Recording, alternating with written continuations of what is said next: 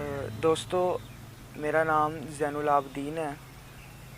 आपने मुझे प्रैंक्स में अक्सर देखा होगा कि मैं प्रैंक्स करता हूँ। मेरा चैनल है जिसका नाम है ज़ैनी राजपूत प्रैंक्स। तो आज मैं आपके लिए ये मैंने एक नया चैनल बनाया है जिससे मैं अपने दोस्तों को, बहन भाइयों को मोटिवेट करना चाहता हूँ। तो आज का मेरा टॉपिक ये है कि हम आगे क्यों नहीं बढ़ते और आगे बढ़ने के लिए हमें क्या चाहिए, और क्या हमें YouTube चैनल बनाना चाहिए। क्या हर इंसान के लिए YouTube चैनल बनाना ज़रूरी है? तो अगर मुझसे कोई ये सवाल करे कि हर किसी के लिए YouTube चैनल बनाना ज़रूरी है, तो मेरा जवाब हाँ में होगा, जिसमें आप बग़ैर इन्वेस्टमेंट के अपना बिज़नेस स्टार्ट कर सकते हैं। तो YouTube मांगती है मेहनत। अर्निंग के हवाले से बात करें तो अर्निंग भी होती है।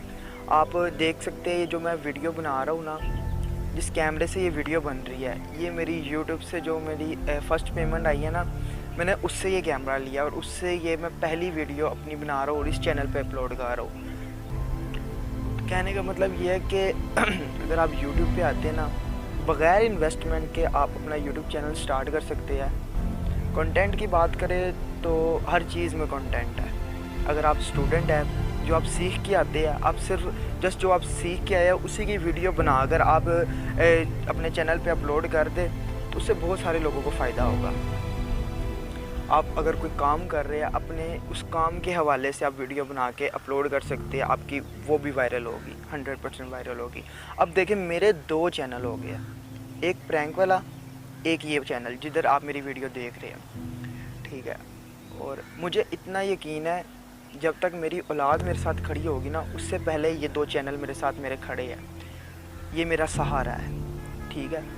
मुझे फ्यूचर में ज़्यादा प्रॉब्लम फेस नहीं करनी पड़ेगी। ज़्यादा क्या, मेरे ख्याल से अगर मैं जिस तरह 2 साल हो गए मैं मेहनत कर रहा हूँ, अगर ऐसे ही रेगुलर मैं आगे 2 साल और मेहनत करता रहा, तो मेरे साथ ये 2 चैनल ऐसे हो जाएंगे जिसकी वजह से मुझे, अगर मैं ना भी कोई बिज़नेस करूँ, ना भी कोई मज़दूरी करूँ, कहीं जॉब ना करूँ, फिर भी मेरे ये चैनल मुझे इतना दे सकते हैं कि मैं बैठ के सुकून से खा सकता हूँ और अपनी नस्लों को भी खिला सकता हूँ। इतनी हम लोग अर्निंग कर सकते हैं। शर्त ये है कि आपने मेहनत करनी है दिल लगा कर। कुछ लोग होते हैं, उनकी ना सोच बहुत छोटी होती है। अपनी सोच की वजह से वो लोग आगे नहीं बढ़ सकते। सोच कैसे छोटी होती है? अब एक बंदा है, वो जॉब कर रहा है 20,000 पे, ठीक है, और 20,000 रुपये वो सिंगल है, अकेला है। 20 नहीं, चलो वो 50,000 कर लो, फैमिली भी है उसके साथ, और वो 50,000 रुपये अर्निंग कर रहा है। और वो सोच रहा है कि भाई 50,000 रुपये आज के दौर में मैं कमा रहा हूँ, बहुत मैं ना अच्छा कमा रहा हूँ, मेरी सारी जो घर की ज़रूरत है वो पूरी हो रही है, मेरी अपनी ज़रूरत पूरी हो रही है। तो वो इससे बढ़कर सोच ही नहीं पा रहा। वो सोच ही नहीं रहा कि इससे ऊपर भी कुछ हो सकता है, ठीक है। वो कह रहा है कि बस हाँ भाई मेरा सब कुछ है। वो इससे ऊपर सोचता है तो डरने लग जाता है कि पता नहीं क्या हो जाएगा, पता नहीं क्या हो जाएगा। मैं आप लोगों को ना एक छोटी सी स्टोरी सुनाता हूँ, एक फ़कीर की। उसे सुन के शायद आप थोड़ा बहुत मोटिवेट हो। कि एक ना फ़कीर होता था, वो ना बस अड्डों पे, लारी अड्डे वगैरह पे, ऐसे जो बस स्टैंड होते थे ना, उधर भीख मांगता था। तो कोई ना उसे भीख भी नहीं देता था, ठीक है। वो बस भीख मांगता रहता था। बहुत मुश्किल से रोटी के पैसे इकट्ठे होते थे तो वो रोटी खा लेता था। तो एक दफ़ा ना वो एक बस जब फुल होती थी तो उसमें चढ़ के तो बोलने लग जाता कि ऊंचा ऊंचा कि मैं ये वो। अक्सर आप लोगों ने ट्रैवलिंग करते हुए देखा होगा। तो एक जेंटलमैन था उधर, उससे वो गया, उससे जाके कहता कि मुझे भीख दे दो, मुझे कुछ पैसे दे दो। तो जेंटलमैन बहुत मतलब कि समझदार था, अक्लमंद था। उसने कहा मैं तुम्हें भीख तो दे दूँ, पर इसके बदले तुम मुझे क्या दोगे? फ़कीर ने कहा भाई मैं तो फ़कीर हूँ, मैं भिखारी हूँ, मैं तुम्हें क्या दूँ? उसने कहा भाई मैं फिर तुम्हें क्यों दूँ? मैं तुम्हें क्यों पैसे दूँ? किस वजह से दूँ?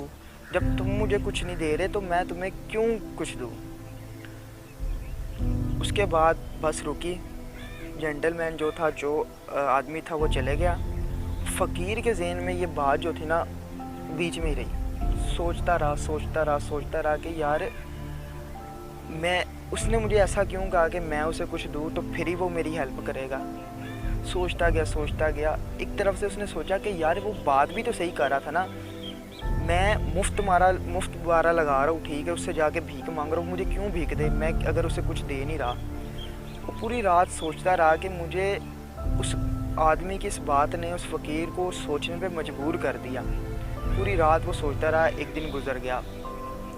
तो अगले दिन वो फिर भीख मांग रहा था, इसी टेंशन में भीख मांग रहा था, 1 रुपया भी उसे किसी ने नहीं दिया। तो ऐसे ही ना वो सोचता गया कि मैं अब क्या करूँ। बड़ा परेशान था।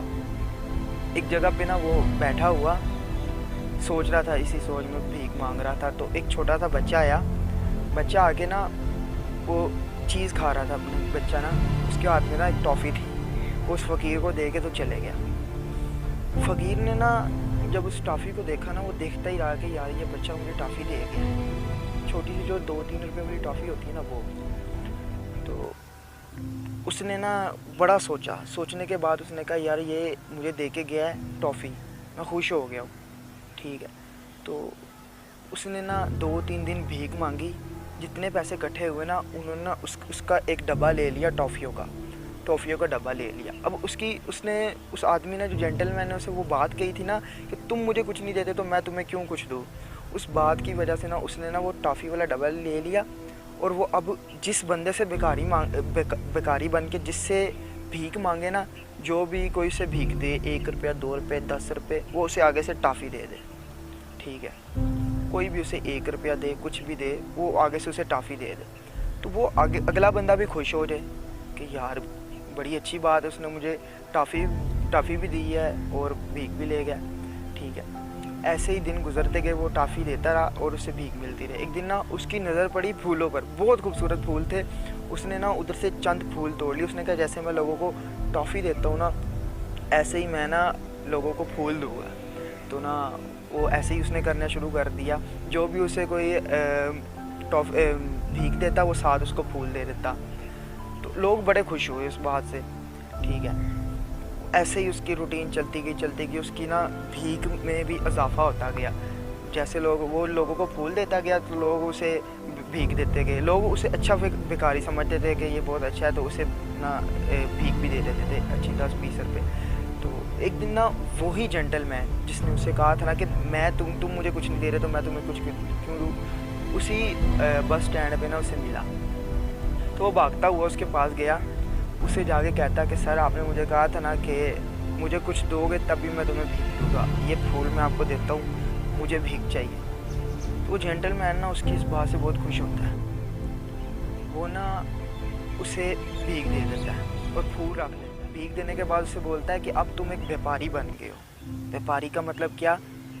पहले वो मांगता था कि मुझे दे दो, बस लेके तो चले जाता था। अब वो एक व्यापारी बन गया था, बिजनेस कर रहा था, फूल देता था लोगों को, लोग उसे पैसे देते थे।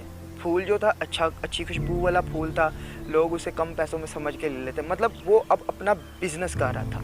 अब वो बेकारी नहीं रहा था, अब वो अपना बिजनेस कर रहा था। लोगों को फूल देता था, फूल के बदले लोग उसे पैसे देते थे। लोग कहते थे इतने कम पैसों में फूल मिल रहे, ठीक है। वो अपने अंदर सोच रहा था कि मैं अभी भी भिखारी हूँ, मैं लोगों से भीख मांग रहा हूँ, पर लोग उस कह रहे थे कि ये अपना काम कर रहा है। इस वजह से उसकी जो मांग रहा था उसमें भी इजाफा हो गया और उसकी इनकम में भी, मतलब कि जो पैसे उसके पास आते थे उसमें भी इजाफा आ गया। जेंटलमैन ने जो दूसरी बात कही थी ना कि अब तुम बिज़नेस कर रहे हो, तो वो ना बड़ा सोच में पड़ गया कि यार मैं तो बेकारी हुई नहीं, मैं तो बिज़नेस कर रहा हूँ, मैं तो काम कर रहा हूँ।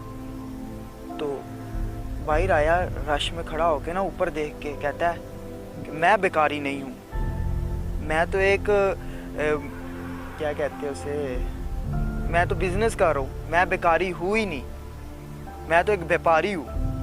उसने ये बात सोची, ये जब बात की ना तो आसपास जितने लोग थे ना वो समझे पता नहीं पागल हो गया, क्या हो गया इससे। तो वो उस तरह से चले गया। तो जब उसके बाद चले गए ना, उसके बाद कई दिन हो गए जिस पॉइंट पे वो मांगता था ना, मतलब कि फूल दे के पैसे लेता था, उधर वो किसी को नज़र नहीं आया, किसी को भी नहीं नज़र आया। काफ़ी अरसा गुजर गया। तो काफ़ी अरसा गुजरने के बाद ना 2 जेंटलमैन सूट वूट पहने हुए उधर ना जा रहे, तो आपस में मिले, एक दूसरे से सलाम लिया, ठीक है। अब जो पहला जेंटलमैन था उसने दूसरे जेंटलमैन से सलाम लिया। अब गौर से बात सुनना मेरी, इधर बड़ी मज़े की बात है। पहले जेंटलमैन ने जब दूसरे जेंटलमैन से सलाम लिया ना, तो दूसरा जो जेंटलमैन था ना, जो आदमी था, कहता सर मैंने आपको पहचाना नहीं। वो जो पहला जेंटलमैन था वो उसे कहता कि सर हम 3 दफ़ा मिल चुके हैं। कहता भाई 3 दफ़ा मिल चुके हैं, मैं तो आपको फ़र्स्ट टाइम देख रहा हूँ, 3 दफ़ा कैसे मिल चुके? अब वो जो पहला जेंटलमैन था सही कपड़े शपड़े डाले हुए थे, उसने दूसरे जेंटलमैन ने कहा यार मैं तो आपको कहीं मिला ही नहीं हूँ, आप कैसे कह सकते हो कि मैं आपको मिला हूँ? तो वो कहता भाई आप 3 दफ़ा मुझसे मिले हैं। कहता 3 दफ़ा कैसे मिले आप मुझे बताएं। कहता पहली दफ़ा तब मिला था जब मैंने आपसे भीख मांगी थी और आपने मुझे कहा था बदले में मुझे कुछ लो। समझ आई बात की? तो जेंटलमैन था वो वही बेकारी था। दूसरा जेंटलमैन वो था जिसने उसे कहा था कि तुम बदले में मुझे कोई चीज़ दो फिर मैं तुम्हें भीख दूँगा। फिर वो बेकारी कहता कि अब वो बेकारी तो नहीं रहा, जेंटलमैन कह गया अब उसे कि दूसरी दफ़ा सर मैं आपसे तब मिला था जब मैंने आपको फूल दिया था और आपने फिर मुझे भीख दी थी और आपने मुझे कहा था कि अब तुम एक व्यापारी बन चुके हो, ठीक है। और तीसरी दफ़ा अब मैं आपसे मिला हूँ। तो वो उस जेंटलमैन को कहता है, वो जो जिसने उसे भीख फर्स्ट टाइम नहीं ना दी थी, वो कहता कि यार तुम तो एक बेकारी होते थे। तो वो बेकारी कहता कि सर आपकी वो बात, वो नसीहत, मैं अपने आप को फ़कीर समझता था, बस फ़कीर, मेरे दिमाग में फ़कीर था कि मैं बस फ़कीर ही हूँ, मैंने मांगना है लोगों से खाना खाना है, इससे ऊपर मैं सोचता ही नहीं था। मैंने कभी सोचा ही नहीं था इससे ऊपर कि मैं और भी कुछ कर सकता हूँ। आपने मुझे इस चीज़ का एहसास दिलाया कि मैं बिज़नेस कर रहा हूँ, मैं काम कर, मुझे तो पता ही नहीं था, मैं तो बस खुशी से फूल दे रहा था और पैसे ले रहा था, मुझे तो पता ही नहीं था कि मैं काम कर रहा हूँ। आपने मुझे एहसास दिलाया कि मैं बिज़नेस कर रहा हूँ। मेरी जो सोच इतनी सी थी ना वो इतनी बड़ी बन गई। मैंने कहा यार मैं अपने अब इसी बिज़नेस को आगे लेके जाऊँगा। तो उसके बाद मैंने फूलों की दुकान बनाई, उसके बाद मेरा फूलों का बहुत बड़ा बिज़नेस हो गया, ठीक है। वो जेंटलमैन उसकी बात सुन के बहुत खुश हुआ, तो फिर ऐसे ही वो बातें करके चले गए। तो अब देखिए फ़कीर है, बेकारी, जिसे 1-2 रुपये नहीं कोई देता था, उसने अपनी सिर्फ सोच को वसी किया और वो कामयाब हो गया। सारी स्टोरी बताने का मतलब ये है कि हम लोग भी अपनी सोच बस छोटी रखते हैं। हम लोग एक जगह पे जॉब कर रहे हैं, बस यार खुश हैं, हमने आगे सोचना ही नहीं कि यार हम कुछ कर भी सकते हैं कि नहीं। चलो एक बहाना ये भी होता है कि हमारे पास टाइम नहीं, माना आपके पास टाइम नहीं, ठीक है, आपके पास इन्वेस्टमेंट नहीं है, इसलिए मैं आपको बता रहा हूँ YouTube is the best opportunity. आप यूट्यूब पर आए, कोई भी कंटेंट लेकर यूट्यूब पर आए, आपने सिर्फ लिखना how to make create channel, उधर हज़ारों वीडियोस आ जाएगी आपने चैनल कैसे बनाना, how to earning, how to upload video, how to editing, जो कुछ भी आपने सर्च करना है यूट्यूब के हवाले से आपको यूट्यूब पे ही मिल जाएगा। इससे बड़ी अपॉर्चुनिटी हमें और क्या चाहिए? इतना बड़ा प्लेटफॉर्म हमें मिल रहा है, यहाँ पे हम कामयाब हो सकते हैं, ठीक है। मेहनत थोड़ी बहुत करनी पड़ती है, जाहिर सी बात है। कुछ लोग होते हैं यूट्यूब चैनल स्टार्ट करते हैं, 1-2-3 दिन 4 दिन वीडियोस अपलोड करते, व्यूज़ नहीं आते। अब भाई यार व्यूज़ नहीं आ रहे, मैंने काम ही नहीं करना, थक गए, बस छोड़ दिया। ओ भाई तुम 1 दिन में पैदा हो गए थे, 1 महीने में पैदा हो गए थे, तुम्हें भी पैदा होने में कम से कम 9 महीने लगे थे कि नहीं? हर चीज़ को बनने में, तैयार होने में टाइम लगता है। सब्र और अल्लाह पे यकीन और माँ की दुआएं साथ होना, तो मैं कहता हूँ इंसान दुनिया के किसी मोड़ पे हो ही नहीं सकता नाकाम। ये 3 चीज़ें आपके साथ होना, सब्र, अल्लाह पे यकीन, मेहनत अपनी करती रहो और माँ बाप की दुआ, आप लोग कभी नाकाम नहीं हो सकते। तो होप आप मेरी बात समझ गए होंगे। इंशाल्लाह आगे भी मैं ऐसी मोटिवेट वीडियोस आपके लिए लाता रहूँगा। अगर तो आपने मेरी ये वीडियो देखी, अगर आपको समझ आई मेरी वीडियो की, तो लाइक शेयर सब्सक्राइब जो कुछ भी होता है वो आप लाजमी कीजिएगा, ठीक है। तो इंशाल्लाह नेक्स्ट भी मैं आपके लिए कोई अच्छी वीडियो लेके आऊँगा। अगर आप किसी ने यूट्यूब के हवाले से कुछ भी पूछना है तो मुझे इंस्टा पे आप मैसेज कर सकते हैं, लिंक मैं नीचे डिस्क्रिप्शन में लगा दूँगा अपने इंस्टा की।